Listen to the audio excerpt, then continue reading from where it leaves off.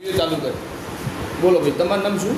પરમાર યશ સુરેશભાઈ. યશ સુરેશભાઈ, તમે આ જે અરજી આપી હતી બરાબર 27/7 રોજ બરોબર. સિદ્ધપુર પોલીસ સ્ટેશન, એમાં તમારું નિવેદન લખાવવું છે તો તમે કેમ નિવેદન લખાવતા નથી?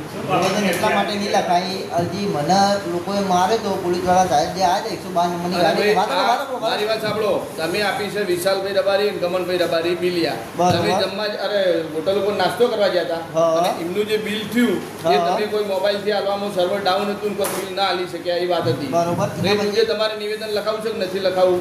નિવેદન તો ક્યાંથી લગાવું સર? મારું કહેવું એમ કે રાતના 8 વાગે કે હું સિવિલમાંથી આવી વસ્તુ અલગ છે.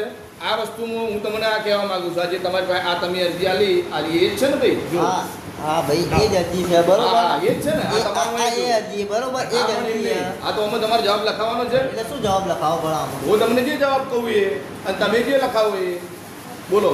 હા, પણ તમે અંદર લાયા જ નહીં તો હું કઈ રીતે જવાબ લખાવું? કના અંદર લાવવાના? અંદર લાવવો એ અમારો વિષય છે પોલીસનો. તમારે જવાબ અમારે લેવો પડે. તમારે જવાબ લખાવવાનો છે?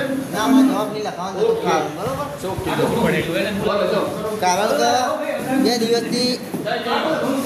2 દિવસથી હજુ કોઈ એક્શન લીધી નહીં, એટલા માટે સિદ્ધુ પોલીસ સ્ટેશનમાં. બરોબર. હવે હું સુસાઇડ કરીશ તો બી જવાબદાર બધા રહેશે. બરોબર.